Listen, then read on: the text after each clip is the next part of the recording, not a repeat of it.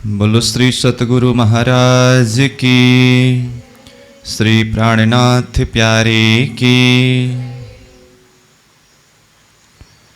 महमत कहे सुनो साथ जी, छिन बन छोड़ो जिन, या मंदिरों संग धनिये के, बिलसो रात और दिन, बिलसो रात और दिन। परिक्रमा बड़ी फिराक की, क्यों दिया रे बिछोहा दुल्हा, छूटी हक खिलवत, हम अरवाहें जो अरस की, फिर कब देखे हक सूरत, फिर कब देखे हक सूरत, क्यों दिया रे बिछोहा दुल्हा। अक्षरातीत पूर्ण ब्रह्म परमात्मा धामधनी श्रीराज के असीम अनुकंपा के द्वारा तारतम सागर दिव्य वाणी अंतर्गत परिक्रमा ग्रंथ के ऊपर हम चिंतन करते आ रहे हैं, जिसमें अब तक 17 प्रकरण तक की चौपाई भाव को श्रवण किया, चिंतन किया। अभी के इस सत्र में प्रकरण 18 को हम प्रारंभ करने जा रहे हैं। तो यह 18वें प्रकरण में यहाँ ऊपर विषय शीर्षक ही आया है, परिक्रमा बड़ी फिराक की। फिराक का अर्थ है जुदागी, वियोग। तो ये प्रकरण में महामती प्राणनाथ जी एक आत्मिक भाव से अथवा इंद्रावती भाव से अक्षरातीत प्रियतम धामधनी श्रीराज जी के साथ में परम धाम के सुख से, परम धाम के आनंद से किस तरह से बिछोड़ होना पड़ा, ये खेल रूपी आड़ा बीच में आने के कारण वो खिलवत का सुख परम धाम के अंदर प्रियतम धामधनी श्रीराज जी के साथ में वह गुज्य सुख, गुज्य आनंद, उससे किस तरह से दूर होना पड़ा, जिस बात को याद करते हुए एक विरह का वेदना, तड़प और धनी से अर्जी, ये भाव को यहाँ प्रस्तुत किया है। और धनी ने खेल दिखाए, हम आत्माएं संसार में आकर के भूल गए। फिर प्रियतम धामधनी स्वयं शास्त्रकार के रूप में आकर के विभिन्न शास्त्र के शब्दों के माध्यम से, विशेष करके उसमें भी तृतीय श्याम स्वरूप रसूल के रूप में आकर कुरान हदीसा ग्रंथ के माध्यम से साक्षी के रूप में वो अर्श अजीम चौथे आसमान की बातें रखे। ऐसे ही वैदिक धर्म ग्रंथ के अंदर भी परमात्मा की ही आवेश शक्ति के द्वारा शास्त्रकारों को माध्यम बनाकर सांकेतिक रूप में आत्मा, परमात्मा, परमधाम के विषय में शब्द रखा,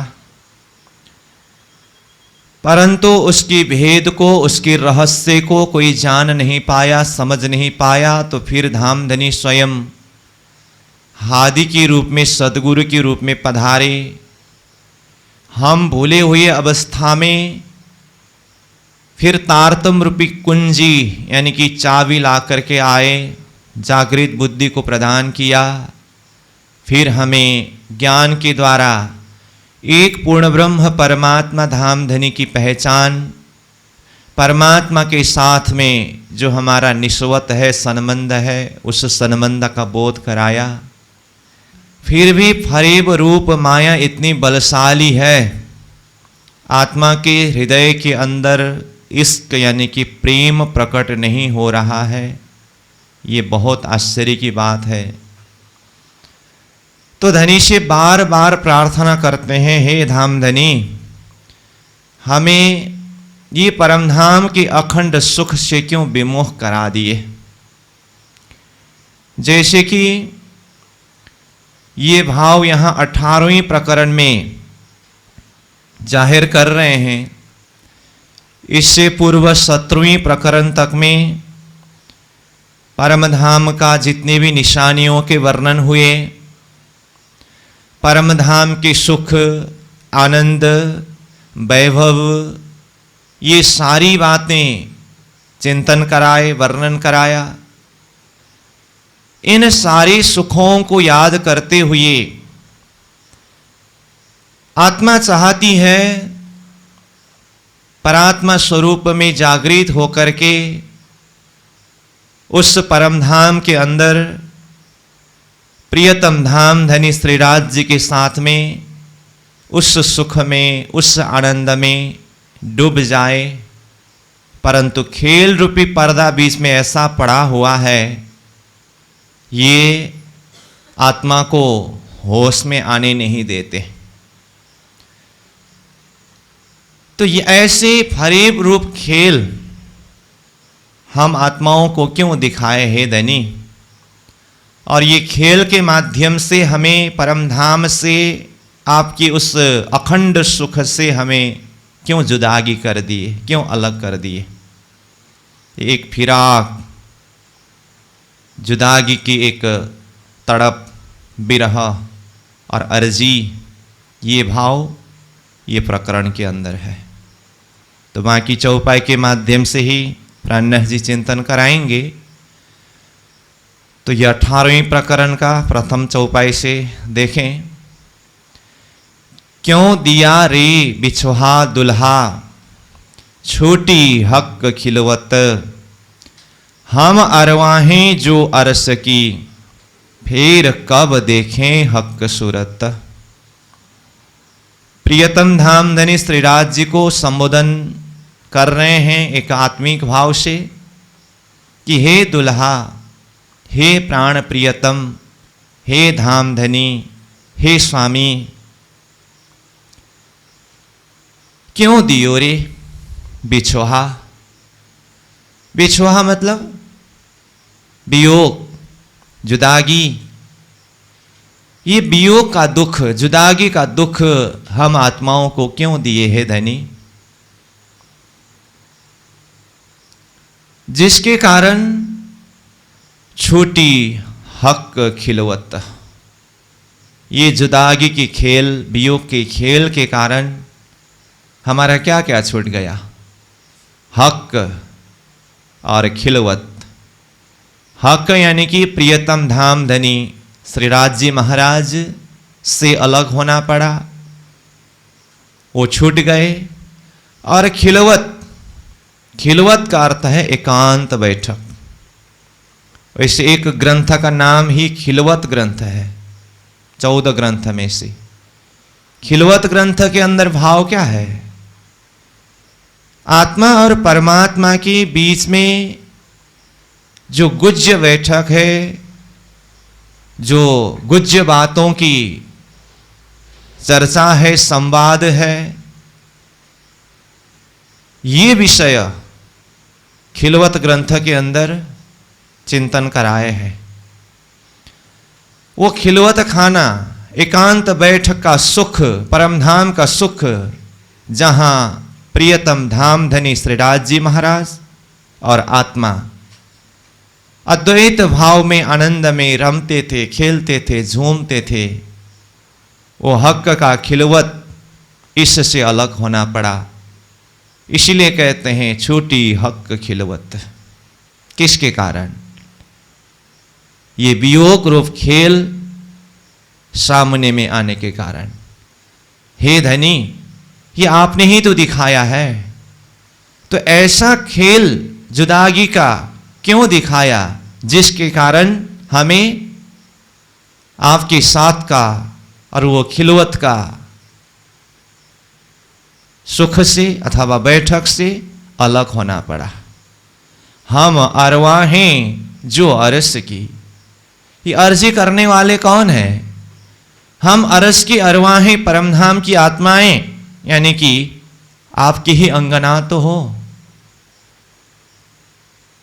मागत हो मेरी दुल्हा, मन कर कर्म वचन, ये जीन तुम खाली करो, मैं अर्ज करूं दुल्हीन। यहां पर भी संबंध मैं मांग रही हूं मन से, वचन से, कर्म से, किस से? हे दुल्हा। और मांगने वाली कौन है? मैं अर्ज करूं दुल्हीन। एक दुल्हीन भाव से, आत्मीय भाव से, अंगना भाव से, जिसके अंदर पूर्ण समर्पण हो, अपने आप में कुछ भी न रखा हो, ये दुल्हीन भाव है, ये अंगना भाव है। तो इस भाव से धनी से प्रार्थना कर रहे हैं, अर्जी कर रहे हैं, विनती कर रहे हैं। कहते हैं हम अरवाहें जो अरस की, हम परमधाम की अंगनाएं हैं। फिर कब देखे हक सूरत। हे प्रियतम धाम धनी, फिर से पुनः कब देखे, कब दर्शन होगा हक सूरत, हक प्रियतम धाम धनी की दुल्हा के सूरत यानी कि स्वरूप। मतलब आपकी स्वरूप का दर्शन हमें पुनः कब होगा? ऐसा खेल धनी आपने क्यों दिखाया जिसके कारण न तो आपके स्वरूप का दर्शन ही मिल रहा है, न तो खिलवत का सुख ही मिल रहा है। इसलिए खेल रूपी पर्दा को अब हटाइए, उठाइए, परमधाम में जगाइए, परमधाम का सुख पुनः हम आत्माओं को प्रदान करिए। किरंतन वाणी में जो विरह का प्रकरण है, बालो ब्रीह रस भिनो रंग ब्रह्मार माड़तो, वासना रुदन करे जलधार। इसमें भी देखिए, आप ओलखावी अलगो थयो अमथी, जे कोई हुती तामसियों सिरदार, वासना रुदन करे जलधार। यह तड़प, यह विरह क्यों हो रहा है? जब तक अज्ञान अवस्था में है, संबंध का पहचान नहीं है, तब तक तो चलो अनजान अवस्था में, अज्ञान अवस्था में जुदागी को सहन कर लिया, वो अलग बात है। धनी, आपने इल्म के माध्यम से, ज्ञान के माध्यम से संबंध का बोध कराया, संबंध दिलाए, स्वयं अपने आप का पहचान कराए और हम आत्माओं की पहचान कराए, ज्ञान के माध्यम से जागृत कराए। जागता दुख न सहवाए लगार। चाहे किरंतन की ये विरह वाणी को देखें, कलश ग्रंथ में, जिस ग्रंथ का नाम ही कलश, एक एक विषय के ऊपर कलश, सार बातें वहां पर प्रस्तुत किया है। उसी में से विरह का कलश है। प्रारंभ से ही पिया मैं बहुत भांत तो को ढूंढिया, छोड़ धंधा सब और, पूछत फिरूं सुहागने, कोई बतावे पिया ठौर। पिया मोहे स्वांत न आवही, न कछो नैनो नीर। पिया विन पलजो जात है, अहनिस धखे शरीर। बिरहा गतरे जाने सोई, जो मिलके बिछुरी होए। ज्यों मीन बिछुरी जल थे, यागत जाने सोए। मेरे दुल्हा बिरहा गतरे जाने सोई। ये प्रकरण को देखे। तलफे तारुनी रे, दुल्हे को दिल दे।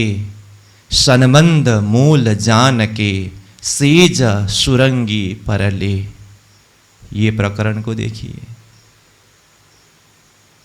ये तड़पती हुई आत्मा प्रियतम धाम धनी से मिलने के लिए क्या कुछ नहीं करती है। कलशवाणी में भी देखिए, वहां पर भी बिरह फिराक है। ब्रह तामस का प्रकरण करके बताया है। मैं चाहत न स्वांत इन भांत, अजू आउद अंग चले। इन नैनो दोनों नेक न आवे नीर। दर्दा देह जरद गरद रद्द करे। मैं क्यों धरूं धीर अस्थिर शरीर। ये प्रकरण के अंदर की एक एक शब्द शब्द को देखें। इन नैनों दोनों नेक न आवे नीर। मेरे इन दोनों नैनों से जरा सा भी नीर यानी कि पानी यानी कि आंसू नहीं बहती है। आंसू नहीं बहने का अर्थ क्या है? हृदय कठोर है इसलिए आंसू नहीं बह रही है, ऐसा नहीं है। आंसू बहते बहते बहते बहते आंसू सूख गया, खून बहने लग गई, वो भी सूख गया। शरीर जीर्ण शीर्ण हो गया है, पीला पीला हो गया है। अब शरीर में बहने का चीज है ही क्या ताकि बह जाए। साधना में शरीर को इतना सुखा दिया है, धनी की बिरह में तड़पते तड़पते शरीर की ऐसी हालत हो गई है। इन नैनों दोनों नेक न आवे नीर। दर्द, हृदय में दर्द है, बिरह है, तड़प है। जरद, वो बिरह में तड़पते तड़पते आंसू सूख गया, शरीर पीला पीला हो गया है। गरद, चाहती है शरीर को धूल धूल बना करके रद्द करो, रद्द ही कर दो। मैं क्यों धरूं धीर अस्थिर शरीर। ऐसे अस्थिर क्षणभंगुर शरीर में आकर के मैं संसार के सुख को लिए हुए कैसे धैर्य धारण के साथ में बैठ सकता हूं। पापना पलना ले वही, दसों दिस नैन फिराऊं। देह बिना दौड़ो अंदर, पिया कहाँ मिलसी कित जाऊं। वाणी के अंदर हर ग्रंथों में हर जगह में देखिए एक आत्मिक भाव से एक विरहीन आत्मा की पुकार। रास ग्रंथ में देखिए प्रियतम धाम धनी श्री कृष्ण जी के अंतर्धान के प्रसंग में आत्माओं की विरह। प्रकाश ग्रंथ में सतगुरु के विरह में इंद्रावती की भाव। षट ऋतु ग्रंथ तो पूरा ग्रंथ ही विरह वाणी का है। कलश ग्रंथ के अंदर की विरह की कुछ भाव को हम चर्चा कर रहे थे। षनंद ग्रंथ में वही भाव जो कलश में था, वो विरह का भाव षनंद ग्रंथ में भी है। किरंतन ग्रंथ में तो ऐसे ऐसी भाव है जैसे कि पूरा विरह का प्रकरण ही उसके अंदर है। खिलवत ग्रंथ पूरा विरह वाणी है। खिलवत वाणी प्रारंभ ही होती है, ऐसा खेल दिखाया मांग लिया है हम, अब कैसे अर्ज करो कहोगे मांग्या तुम। यहां से प्रारंभ होकर आगे की हर एक चौपाई को देखिए। सदा सुखदाता धाम धनी, अंगना तेरी जोड़। जानो शनमंद कबू ना हो तो, ऐसा किया बिछोड़। परम धाम में आपके साथ में सदा सर्वदा अखंड सुख में, अखंड आनंद में रमने वाले, डूबने वाले हम आत्माएं, संसार रूपी पर्दा, शरीर रूपी पर्दा बीच में आने के कारण हम आत्माओं की दशा ऐसी हो गई जानो मानो कि सनमंद कबू ना हो। तो धामधनी के साथ में, श्री राज्य के साथ में, परम धाम के साथ में हमारा कभी संबंध ही नहीं था। ऐसा किया बिछोड़, इस तरह से हमें बिछोड़ कर दिया, अलग कर दिया। धनी बस अब ये खेल को बस करिए, ये जुदागी की पर्दा को हटाइए। जो भी हो, जैसे भी हो, आखिर है तो हम आपके ही अंगना है ना। मैं अर्ज करूं दुल्हन। खिलवत ग्रंथ के अंदर पूरा विरह वाणी है।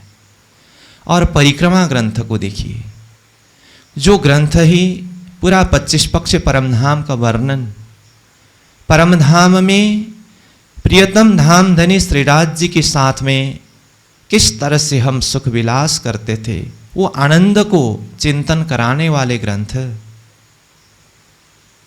इसके अंदर उस सुख को चिंतन करते हुए उस सुख को कब प्राप्त करें, वो तड़प, वो विरह जब हृदय के अंदर उमड़ता आ रहा है तो ये भाव प्रकट हो रहा है। इंद्रावती आत्मा ये भाव को प्रस्तुत कर रहे हैं। क्यों दिया रे बिछोहा दुल्हा, छूटी हक खिलवत, हम अरवाहें जो अरस की, फिर कब देखे हक सूरत।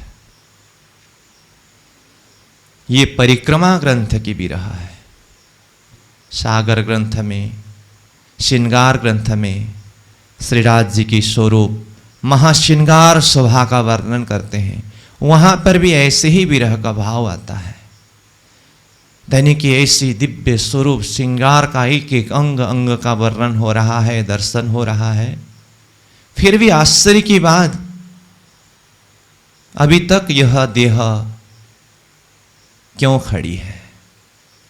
सागर श्रृंगार का भाव है। सिंधी ग्रंथ तो पूरा विरह का अथवा इश्क का ही झगड़ा है। विरह है, तड़प है, पुकार है, लेकिन उसमें साथ साथ में अब जितना रोने, बिलखने, तड़पने, अर्जी करने पर भी धनी ये खेल रूपी पर्दा को हटा ही नहीं रहे हैं, तो फिर इश्क के बल पर धनी के साथ में ऐसी झगड़ा है। इसलिए सिंधी ग्रंथ को इश्क का झगड़ा है, विरह है वहां।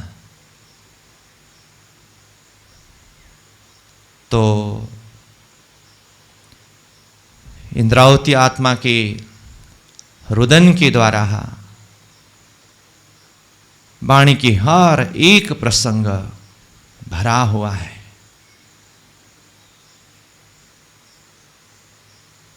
अपने अंकुर, अपनी समझ के द्वारा स्वयं अपने अंदर से ये दशा, ये स्थिति, ये भाव हृदय में प्रकट होता हो, ये बहुत बड़ी बात है। अगर नहीं भी होता हो तो ये वाणी की शब्द के माध्यम से अपने आप को खोजना होगा, अपने आप को देखना होगा, अपने अंदर की स्थिति को टटोलना होगा। और यही वाणी रूपी फरमा में अपने हृदय अंतस्करण को डुबाना होगा। परमात्मा प्राप्ति का एकमात्र साधन है इश्क। इश्क प्रकट होने का मूल आधार, माध्यम है विरह। किरंतन वाणी में कहते हैं, दुख थे बिरहा उपजे, बिरहे प्रेम इसक, इसक प्रेम जब आया, तब नेहचे मिले हक। कीर्तन में जो दुख का प्रकरण है, दुख मतलब धामधनी श्रीराज जी से अलग होने का, जुदागी होने का दुख। ये दुख के द्वारा ही हृदय में विरह प्रकट होगा। दुखते विरह उपजे। विरहे प्रेम इश्क, धनी के विरह में तड़पते तड़पते बिलखते बिलखते, वही विरह में धनी को याद करते, पुकार करते, अर्जी करते, उसी के द्वारा ही हृदय में इश्क प्रकट होगा, प्रेम प्रकट होगा। इसीलिए कहा विरहे प्रेम इश्क। विरह के द्वारा ही हृदय में प्रेम अथवा इश्क प्रकट होगा। इश्क प्रेम जब आया तब निहचे मिले हक। जब हृदय में इश्क प्रकट हो, प्रेम प्रकट हो, तब निश्चय रूप में हक परमात्मा को प्राप्त कर सकते हैं अथवा परमात्मा से मिल सकते हैं। तो परमात्मा प्राप्ति, परमात्मा से मिलना, उसके लिए साधन है विरह। गुरु जी मंगलदास जी ने अपने शब्द में कहा है 18,758 चौपाई वाणी ये इंद्रावती की रुदन है, इंद्रावती की तड़प है, इंद्रावती की विरह है। तुम इसको ढोल बजा बजा करके गाते हुए, नाचते हुए, उछलते हो। ये भाव को देखिए। जीवन में कई मोड़ ऐसा आता है, नाचना चाहिए, गाना चाहिए, उत्सव मनाना चाहिए। परमधाम में चौथी भौम की निरत, तीसरी भौम की निरत, बनों की रामत, सारा परमधाम की लीला में आनंद ही आनंद है, मस्ती है, दौड़ना, खेलना, उछलना है। परंतु यह संसार है, यह खेल है। आत्मा धनी से विमुख हुए हैं। मछली का आधार है जल। जल के अंदर मछली खेलते हैं, नाचते हैं, झूमते हैं, आनंद मनाते हैं, क्योंकि उसके जीवन में सब कुछ है। परंतु उसी मछली को जल से अलग कर दिया जाए, उसकी स्थिति क्या होगी? तब उसको कहा जाए तुम्हारा तो स्वभाव नाचना है, खेलना है, कूदना है, उछलना है। तुम जल के अंदर रहते समय तो नाचते थे, खेलते थे, उछलते थे, कूदते थे। जल से अलग हुए मछली को अगर ऐसा कहे तो क्या दशा होगी? ऐसे ही जिस आत्मा को ये समझ हुआ कि हम धनी से बिछुड़े हुए हैं, प्रियतम धाम धनी और मेरे बीच में ये खेल रूपी पर्दा बीच में आया है,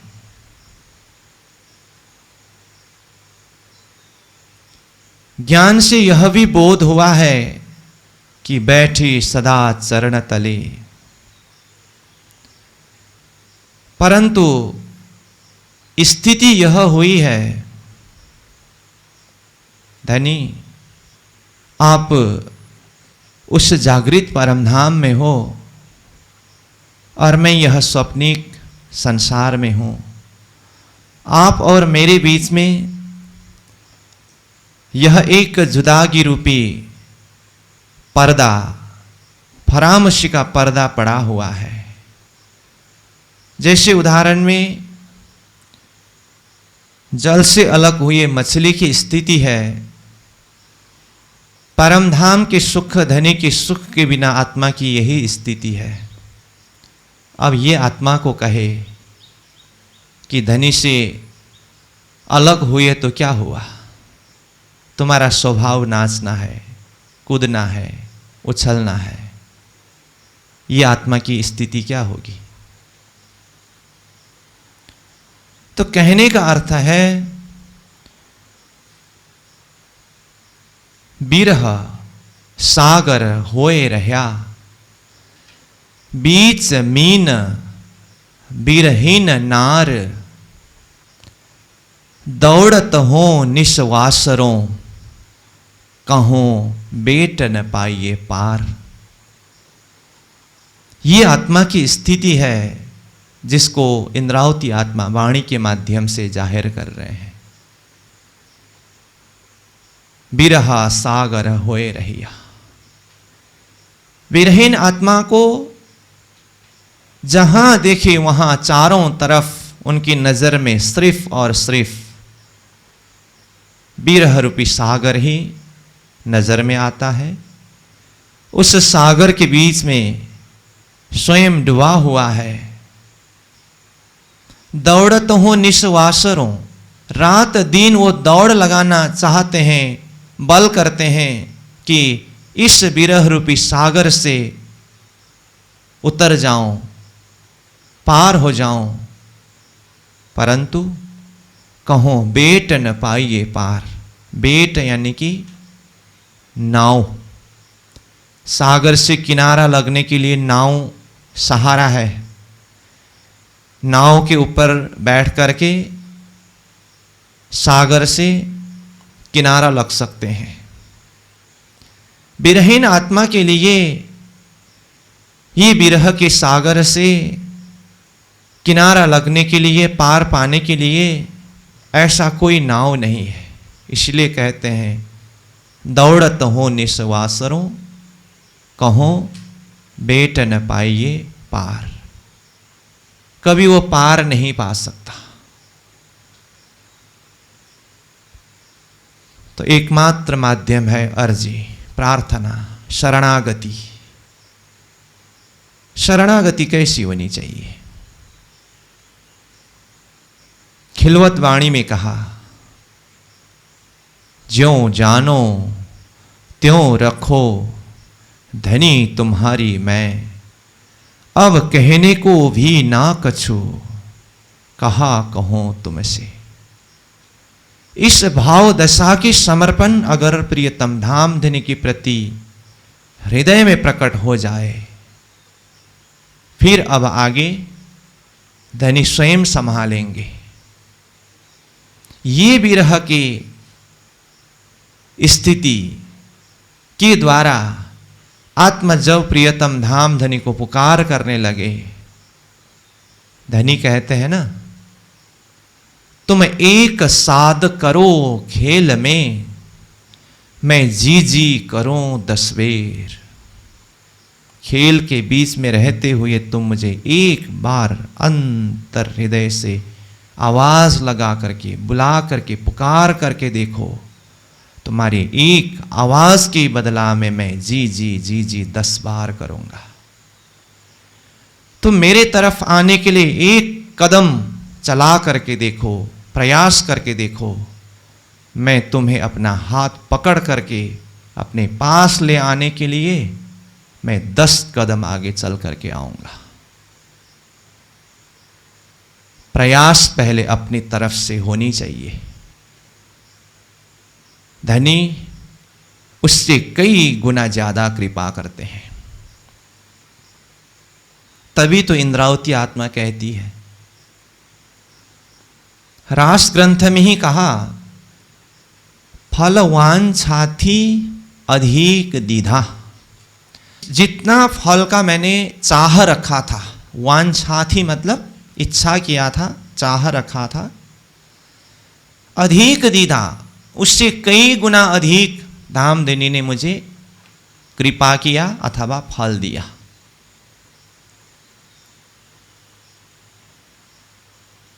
कीर्तन वाणी में वही भाव है। क्यों मेहर मुझ पर भई, ये थी दिल में शक, मैं जानी मौज महबूब की, वह देता आप माफक। धामधनी ने मेरे ऊपर इतनी अधिक कृपा क्यों किए? इंद्रावती आत्मा कहती है, मेरे हृदय के अंदर एक शक, शंका के रूप में बना रहा था, क्योंकि मैं तो धनी की कृपा के लायक तो किसी भी तरह से था नहीं। अपनी स्थिति को बताते हैं वो, मेरे दिल की देखियो दर्दना कछु इशक, ना सेवा ना बंदगी यह मेरी बितक। मेरे दिल की स्थिति को तो देखिए, मैं किस स्थिति में थी। दर्द ना कछु इशक, न तो मेरे हृदय के अंदर दर्द ही था, न तो मेरे हृदय के अंदर इशक ही था, न सेवा न बंदगी, न तो मेरे अंदर सेवा का भाव ही था, न तो मैं अच्छी तरह से बंदगी ही कर सकता था अथवा बंदगी भाव ही था। मेरे दिल की देखियो दर्द ना कछु इशक, ना सेवा ना बंदगी यह मेरी बितक। मेरी स्थिति ऐसी थी, फिर भी धनी ने इतना कृपा किया। कहां तक कृपा किया? मेरे हाथ से 14 लोक ब्रह्मांड को ही अखंड मुक्ति प्रदान करने का ऐसा बल दिया। इंद्रावती आत्मा स्वयं कहती है, धनी के दिए हुए बल के द्वारा, धनी मोहे बल ऐसो दियो, हम तारे 14 भवन। धामधनी ने मुझे ऐसा बल दिया, ऐसा ताकत दिया, ऐसा क्षमतावान बना दिया, हम तारे 14 भवन। मेरे अंदर ऐसी क्षमता है, ऐसी ताकत है कि 14 लोक ब्रह्मांड को ही पार लगा सकता हूं। तो धनी ने मेरे ऊपर इतना कृपा किया, ये कृपा के लायक तो मैं किसी भी तरह से था नहीं, तो क्यों मेहर मुझ पर भई? मेरे ऊपर इतना अधिक कृपा धनी ने क्यों किया? ये थी दिल में शक। परंतु चिंतन करते, विचार करते इंद्रावती आत्मा को इस शक की, इस बात की जवाब मिल गई। कहते हैं, मैं जानी मौज महबूब की, वह देता आप माफक। मैं समझ गया कि ये धनी की अपनी मौज यानी कि उनकी मस्ती है। महबूब कृपालु धनी, उनकी मौज है ये, उनकी मस्ती है ये। किसके हाथ पकड़ना चाहे, मतलब किसके ऊपर कृपा करना चाहे।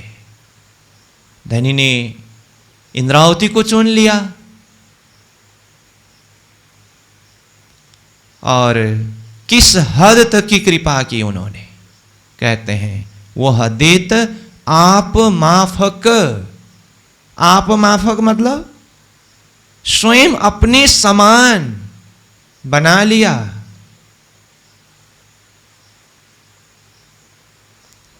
तो ये देखिए, संसार के संबंध में अथवा संसार के कहीं पर भी ऐसा भाव आपको मिलेगा कि कोई अपने समान बनाना चाहे। हाँ, कोई अगर कुलत में लगे हो ना, फिर उसमें ये भाव रहेगा, वो अपना समान बनाना चाहते हैं। परंतु जो सत्मार्ग में लगे हो, कोई विशिष्ट श्रेणी में पहुंचा हो और वो चाहे कि साधारण व्यक्ति को भी उनके ऊपर में कृपा करके अपना समान बनाओ। यहाँ पर कृपा की भी बात है और वो कृपा करने के लिए उसी तरह के योग्य पात्र भी होनी चाहिए। पात्र के बिना अगर जहां मर्जी दया करने की, कृपा करने की अगर प्रयास करे तो फिर बात बिगड़ जाएगी। इसीलिए प्राणनाथ जी ने कहा, पात्र ओलखिने कीजे अर्च, शास्त्रार्थ जोईने जोप।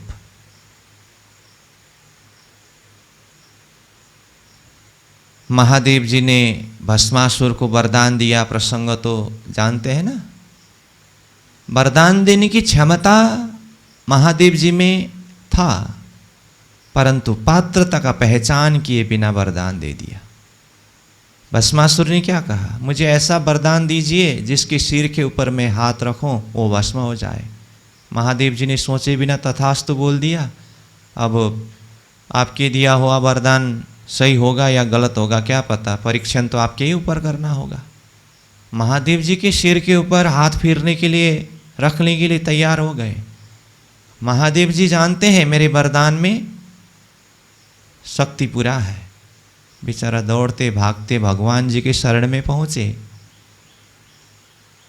भगवान जी भी अब क्या करे, मोहिनी रूप बन करके आए, नाचने लगे।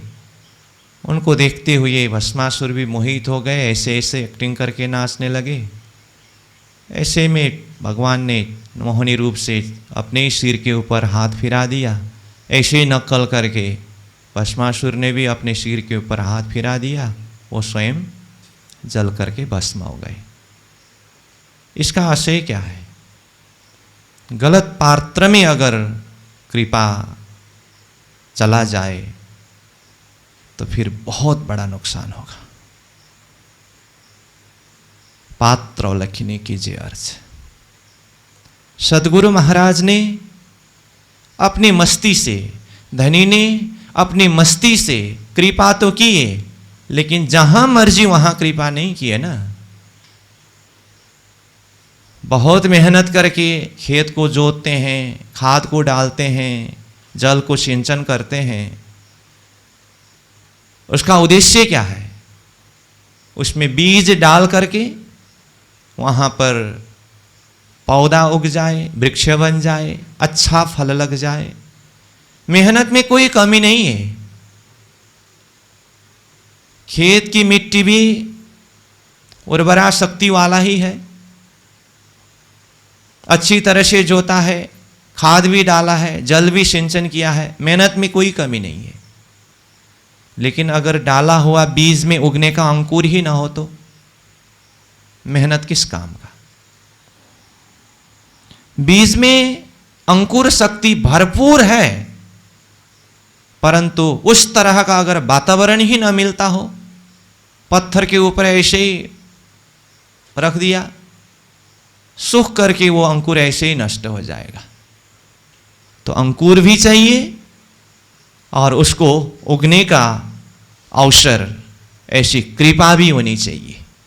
इंद्रावती आत्मा स्वयं धनी की कृपा को याद करते हुए कहते हैं, खासी जानी खेड़ी जिमी, जल सिंचियो आधार, बोया बीज वतन का, उग्यासो वही प्रकार। देखिए, धामधनी स्वरूप सदगुरु महाराज ने मेरे ये हृदय रूपी खेत को खास जमीन समझ करके तारतम ज्ञान रूपी हल चलाया। खासी जानी खेड़ी जिमी, और परमधाम के इष्क रूपी जल को सिंचन किया। जल सिंचियो किसने, आधार प्रियतम धामधनी ने। खेत भी जोता, जल भी सिंचन किया, अब बीज बोना है। कैसा बीज बोया, बोया बीज वतन का, परमधाम का, निज नाम 16 अक्षर रूपी बीज मेरे हृदय रूपी खेत में स्वयं धामधनी सदगुरु महाराज ने बोया। और जैसे सदगुरु महाराज की पहचान खेती करने वाले को पता चलता है ना कि कैसे भूमि में, कैसे मिट्टी में अच्छा खेती होता है। सदगुरु महाराज ने इंद्रावती के हृदय को वो योग्य भूमि के रूप में पहचान किया और उन्होंने वहां मेहनत किए। बोया बीज वतन का, परिणाम क्या हुआ? सदगुरु की दृष्टि, सदगुरु की पहचान, विश्वास और उनकी मेहनत बिल्कुल ही विफल नहीं हुआ। उग्यास वही प्रकार, उसी तरह से इंद्रावती के हृदय के अंदर से वो उग गया और विस्तार हो गया। उसी विस्तार का रूप क्या है? ये 18,758 चौपाई वाणी इंद्रावती के हृदय के अंदर से उगा हुआ वृक्ष का ये फल है।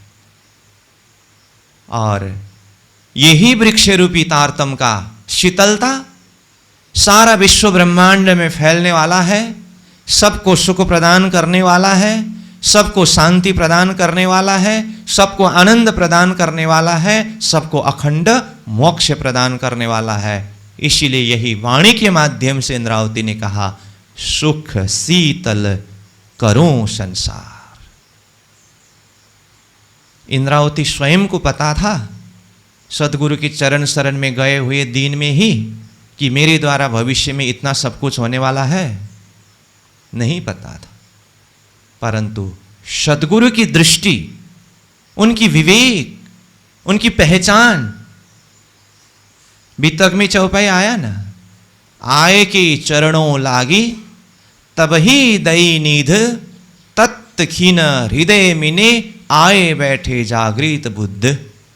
आकर के जैसे ही चरण लगे, इंद्रावती के अंदर की शक्ति को धनी ने पहचान कर लिया। तब ही दई निध, तारतम रूपी धन परम धाम के अखंड खजाना उसी समय में दिया। सतगुरु के समय में तो 313 आत्माओं की जागनी हुई। किसी को नहीं दिया ऐसी बात नहीं है, सबको अपने अपने दर्जा से दिया, लेकिन उसमें इंद्रावती आत्मा। मेरे पीछे महराज, इंद्रावती हाथ जागना, सतगुरु की ये कहने का बल, ये कहने का हिम्मत क्या थी इंद्रावती के अंदर, वो स्वयं को भी पता नहीं था, लेकिन सतगुरु महाराज को पता था। इसीलिए वो शुरू से ही कहने लगे, मेरे पीछे महराज, इंद्रावती हाथ जागना। इसीलिए बीत के प्रसंग में आता है ना, शाकुंडल सकुमार जगाओ न की एकांत होए समझाए बात। मतलब इंद्रावती आत्मा को धनी यानी कि सदगुरु महाराज एकांत बैठक में रख करके समझाते थे। साधारण चर्चा तो सबके समक्ष में हो ही रहा है, परंतु पूर्ण रूप से जागने की अगर बात करें तो सामूहिक चर्चा, साधारण चर्चा के द्वारा ही अगर पूरी तरह से आत्मा जागृत हो, ये कोई गारंटी नहीं है। इसलिए धनी ने वाणी में कहा, कर वाहिसों गोष्ठ ज्ञान।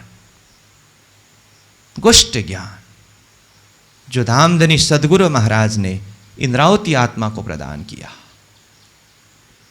पद्मावतीपुरी धाम के वित्तक के प्रसंग में भी आता है कि 5000 जने सुंदर साथ के जमात तो प्राण्य जी पद्मावतीपुरी पहुंचते समय ही थे।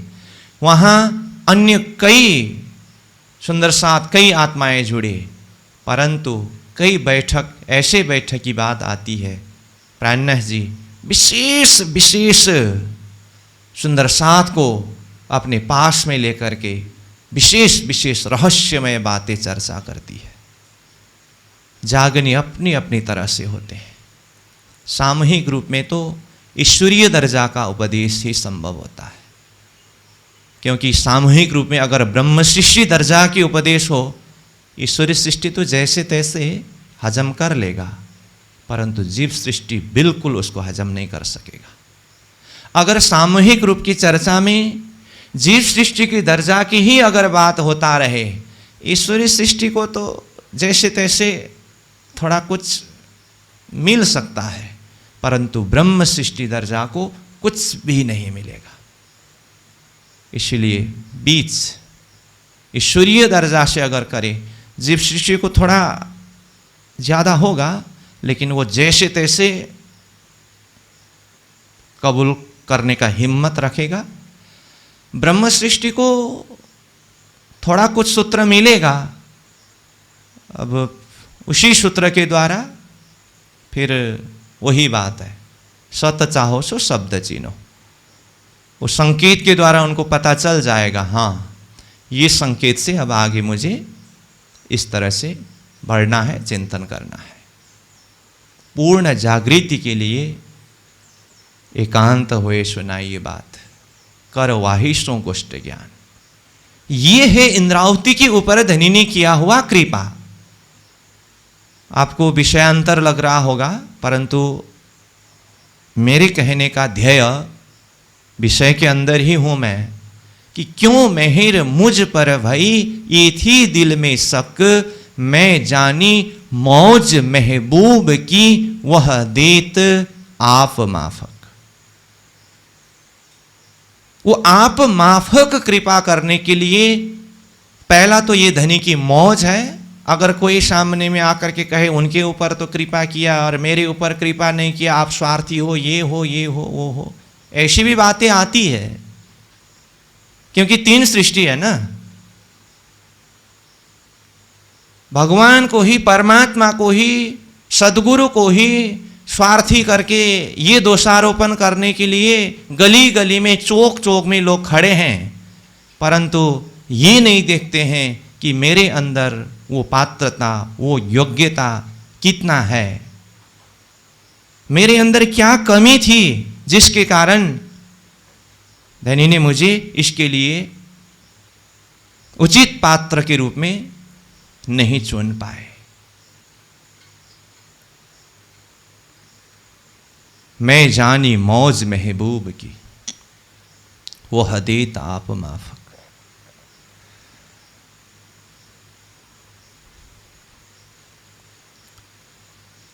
तो ये इंद्रावती आत्मा की स्थिति है। कहने का अर्थ है पूरा वाणी इंद्रावती के द्वारा जो विस्तार हुआ, ये धनी की कृपा है। परिक्रमा ग्रंथ में भी पहले प्रारंभ में ही मंगलाचरण के प्रकरण में एक चौपाई हम चिंतन करके आए। रोशनी किल्ली दई हमको, यों कर किया हुकुम, खोल दरवाजे पार के, इत बुलाए लीजिए सृष्टि ब्रह्म। ये किसने किसको किया? धामधनी स्वरूप सदगुरु महाराज ने इंद्रावती आत्मा को तारतम रूपी कुंजी दे करके ये हुक्म किया कि इंद्रावती परमधाम की ब्रह्म सृष्टियों को जागृत कराकर परमधाम में ले आना। अपने अंदर उस तरह की पात्रता होना, ये भी बहुत बड़ी बात है। और कोई ऐसे महापुरुष जीवन में मिल जाए जिसकी कृपा दृष्टि अगर अपने ऊपर हो, तो फिर अब बाकी जीवन में कुछ कमी नहीं रहेगा। अब ये प्रकरण में, अब ये चौपाई एक के द्वारा थोड़ी सी भाव एक विस्तार हुआ, तो यहाँ आगे आने वाला चौपाई है, तो आने वाले चौपाई के भाव के हिसाब से मैं थोड़ी सी एक भाव यहीं पर जोड़ दूं। जैसे कि मैं चौपाई को ही उच्चारण करूं तो जैसे दूसरी चौपाई में भी ये भाव है, बेशक इल्म दिया अपना, आप आए के इत, ना रहा धोखा, जरा हमको देखाए दई निस्वत। तो पहले तो सीधा शब्दार्थ भावार्थ को देखें तो बेशक इल्म दिया अपना, धामधनी ने अपना बेशक इल्म मतलब जिस ज्ञान में कोई भी शंका नहीं है, संशय रहित ज्ञान, बेशक इल्म तारतम ज्ञान दिया। अपना, धनी ने अपना ज्ञान दिया। आप आए के इत, किसने दिया? आप स्वयं प्रियतम धाम धनी इत यहां खेल में आकर के हमको बेशक इलम दिए, जिस ज्ञान के द्वारा ना रहा धोखा जरा हमको। देखिए कृपा की बात, आपके दिए हुए इलम के द्वारा ना रहा धोखा जरा हमको। जरा सा भी, धोखा शब्द का अर्थ है शंका, थोड़ी सी भी शंका मेरे अंदर नहीं रहा अथवा हमारे अंदर नहीं रहा। दिखाई दई निश्वत, आपने हमें ज्ञान के द्वारा, इलम के द्वारा निश्वत यानी कि सन्मंद का पहचान कराए। कैसे? धामधनी स्वयं सद्गुरु स्वरूप में पधार करके, तारतम ज्ञान बेशक इलम प्रदान करके, संपूर्ण शंका को मिटा करके बेशक बना दिया। जिस परमधाम से हम बिछुड़े हुए थे, वो परमधाम के साथ में, जिस धनी के साथ हम बिछुड़े हुए थे, वो धनी के साथ में संबंध जुड़ा दिए। मतलब धनी स्वयं हादि के स्वरूप में पधारे। आगे भी और चौपाई के द्वारा वो भाव आएगा, तो मैं यहाँ एक भाव जोड़ने के लिए प्रयास कर रहा था। जैसे आत्मा जागृति के लिए, परमात्मा प्राप्ति के लिए लक्ष्य है परमात्मा प्राप्ति, लक्ष्य है परमधाम प्राप्ति, लक्ष्य है आत्मा जागृति। क्या चाहिए? किरंतन वाणी में प्रारंभ में ही प्राणनाथ जी ने कहा, मृग जलसों जो त्रिखा भाजे, तो गुरु बिना जीव पार पावे। इसका आशय क्या है? सतगुरु के बिना ये जीव संसार भवसागर से पार पाना संभव ही नहीं है। और वो सतगुरु कौन है? यहां देखिए चौपाई, बेशक इलम दिया अपना आप आए के इत। आप सदगुरु स्वरूप में आकर के, प्राणनाथ जी स्वरूप में आकर के ये तारतम वाणी रूपी बेशक इलम प्रदान किया।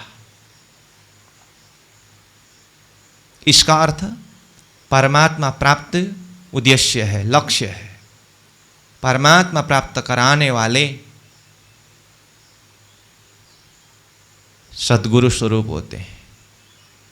खोज बड़ी संसार रे तुम खोजो साधु, खोज बड़ी संसार, खोजत खोजत सतगुरु पाइए, सतगुरु संग करतार। सतगुरु अगर जीवन में मिल जाए तो सतगुरु के संग में ही करतार होते हैं, अथवा करतार परमात्मा स्वयं सतगुरु स्वरूप में पधारे हैं। सतगुरु किसे कहते हैं? सतगुरु साधु वाको कहिए, जो अगम को देवे गम, हद बेहद सब समझाए के, भाने मन की भरम। जो हद और बेहद के ज्ञान दे करके मन की भ्रांति को, मन की शंका को दूर कराता हो, वो सतगुरु है। यहां चौपाई में क्या आया? तीसरे चरण में देखिए, ना रहा धोखा जरा हमको। थोड़ा सा भी शंका नहीं रहा। तो ये शंका को दूर कराने वाले, भाने मन की भरम, मन की भ्रम को मिटाने वाले, हटाने वाले, वो स्वरूप सतगुरु स्वरूप है। ये तो हुआ वाणी के माध्यम से सतगुरु की महत्व। अब वेद क्या कहती है? आचार्यवान पुरुषो वेद, ये वेद का मंत्र है। मतलब आचार्यवान पुरुष ही वेद, मतलब जान सकते हैं। किसको? उस परमात्मा को। यहां वेद का अर्थ जानना, और पुरुष का अर्थ वो साधक। परमात्मा को जानने के लिए पुरुष को, वो साधक को क्या होना चाहिए? आचार्यवान होना चाहिए। आचार्यवान का अर्थ क्या है? सीधा अर्थ में कहे तो आचार्य वाले, मतलब जिसके आचार्य हो उसे कहते हैं आचार्यवान। अब मैंने इतना कहा, अगर समझने में थोड़ी सी अगर कठिन हुआ हो तो मैं उदाहरण के द्वारा थोड़ा खुलासा करता हूं। जैसे धन जिसके पास है उसे क्या कहते हैं? धनवान। अथवा कम शब्द में कहे तो धनी। धनी मतलब धनवान। धनवान कहने से क्या समझ में आता है आपको? जिसके पास धन है। हाँ, सिर्फ धन होने से धनवान नहीं होगा, जिसके पास धन है। हाँ, धन तो बैंक में कितना है? बैंक में कितना धन है? कितने पैसे हैं? बैंक में जो धन है, पैसे हैं, उस पैसा से आप धनवान हो गए। बैंक के पैसा से आपको कोई धनवान कहेंगे? नहीं कहेंगे। धनवान संज्ञा किसी का तब होगा जब उसके पास धन होगा, उनके अपने धन हो तब उसे धनवान कहते हैं। बाकी तो धन तो दुनिया में कितना सारा भाड़ा पड़ा है। पड़ोसी वाला के घर के धन से आप थोड़ी ना धनवान कहलाएंगे, नहीं कहलाएंगे। जिस तरह से जिसके पास धन है उसे धनवान कहते हैं, इसी तरह से साधक के जीवन में अगर कोई आचार्य हो, जिसके जीवन में एक आचार्य हो, उसे कहते हैं आचार्यवान। अगर किसी को अगर आचार्यवान कहे, इसका अर्थ क्या है? इनके अपने आचार्य है, अपने होना चाहिए। हाँ, उदाहरण के लिए मैंने पहले ही बोल दिया हूं, पड़ोसी के घर के धन से आप धनवान नहीं कहलाएंगे। बैंक में करोड़ों रुपया है, उससे आप धनवान नहीं कहलाएंगे। अगर उसमें भी बैंक में कोई सर्विस करता हो, दिन भर में वो कितना पैसा गिनती करते हैं। अब दिन भर जो पैसा ही गिनती करते हैं, खिलाते ही रहते हैं, बस हो गया वो धनवान। वो पैसा से उसका क्या लेना देना है? उनको तो महीना बीतने के बाद अपना हिस्सा का जितना आता है बस उतना लेना है, जेब में डाल के चल देना है। बाकी तो बस पत्कर है या पैसा है, उससे कोई संबंध नहीं रखता। मैं आचार्यवान को समझाने के लिए उदाहरण दे रहा हूं, जिसके अपने आचार्य हो। और साधक जीवन वही जीवन है जिस जीवन में अथवा जो आचार्यवान हो। साधु समाज के उपदेश के द्वारा, अब सुनने में थोड़ा सा भारी लगेगा, लेकिन ये यथार्थ सत्य है। क्योंकि मैं महामती प्राणनाथ जी की चौपाई के आधार पर विषय को व्याख्या कर रहा हूं,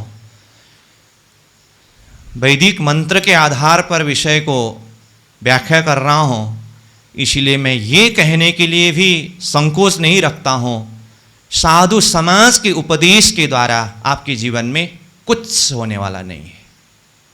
हाँ, कुछ जीवन उपयोगी सत उपदेश मिल सकता है, लेकिन अगर आप अपने जीवन को कल्याण चाहते हो तो आचार्यवान होना ही चाहिए, इसमें कोई दो राय नहीं है। ये वेद का कहना है। गुरु बिना जीव पार न पावे, ये महामती प्राणनाथ जी की वाणी के कहना है। और पड़ोसी वाले के गुरु आपको कुछ नहीं कर सकता। जिस तरह से पड़ोसी वाला का धन आपको कुछ काम नहीं आएगा। आचार्य का मतलब गुरु। और फिर आचार्य और गुरु के बीच में ही शब्द तालमेल न बैठ जाए। प्राणनाथ जी ने कहा गुरु, शास्त्र ने कहा, वेद ने कहा आचार्य। आचार्य मतलब गुरु, सतगुरु। और गुरु कैसे हो?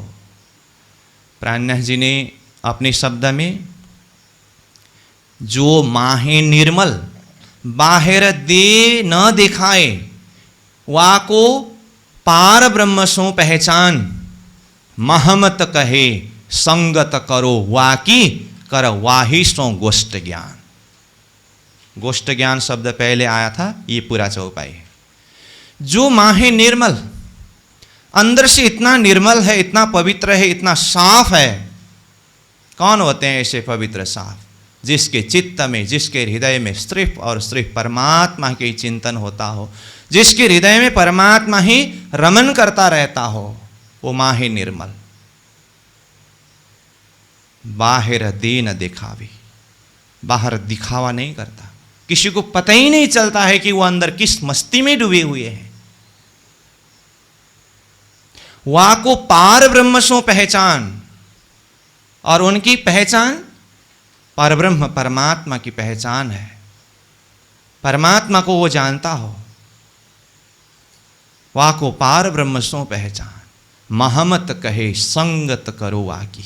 ऐसी महापुरुष अगर जीवन में मिल जाए तो उनकी संगत करना, और कर वाहिशों गोष्ठ ज्ञान, उन्हीं के साथ में। गोष्ठ ज्ञान मतलब गोप्य बैठक, एकांत बैठक के द्वारा वो रहस्यमय ज्ञान बातों को आर्जन करना।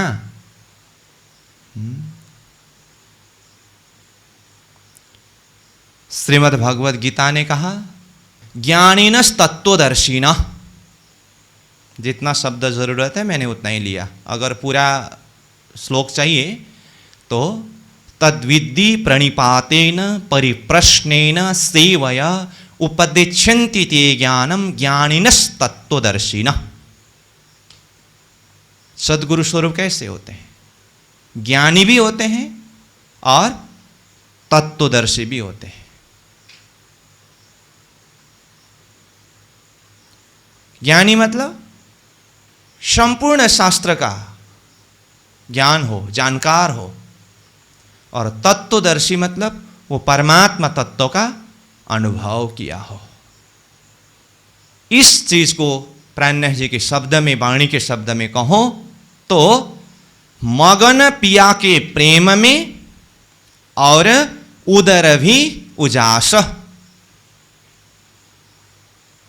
मगन पिया के प्रेम में, परमात्मा के प्रेम में वो ऐसे मगन है जिसके लिए गीता जी के शब्द में तत्वदर्शी न कहा, और प्राणनाथ जी ने वाणी में उदर भी उजास। उदर मतलब हृदय, हृदय भी उजास है, प्रकाशित है। किसके द्वारा? ज्ञान के द्वारा, जिसके लिए गीता जी ने ज्ञानिनः शब्द प्रयोग किया। ये मैं किसका लक्षण बता रहा हूं? साधक के लिए आचार्यवान होना चाहिए ना। तो आचार्य कौन है? मैं आचार्य का लक्षण बता रहा हूं। ज्ञानिनस तत्वदर्शिना, मगन पिया के प्रेम में उदर भी उजास। जो माहे निर्मल बाहर दे न दिखावे वाको पार ब्रह्म सो पहचान। ऐसे महापुरुष वो आचार्य होते हैं। और जिसके जीवन में ऐसे महापुरुष हो वो आचार्यवान होते हैं, और उन्हीं को ही परमात्मा तत्व का बोध होता है। जो प्राणनाथ जी की चौपाई के हिसाब से मैंने कहा, खोजत खोजत सतगुरु पाइये सतगुरु संग करतार। वेद मंत्र के आधार पर कहा आचार्यवान पुरुषो वेद। ये बात है। और वो सतगुरु कौन है हमारे? वो आचार्य कौन है?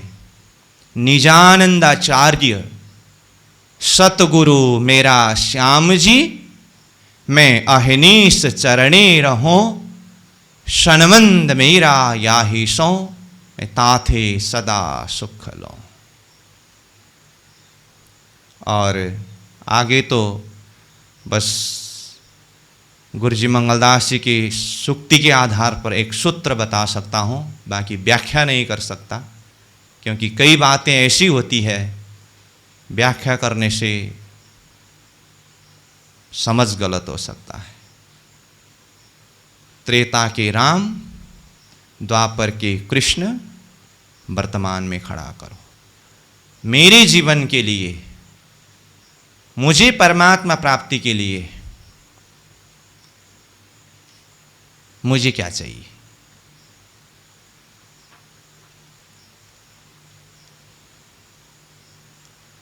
साधु समाज के कथा प्रवचन उपदेश सुनने से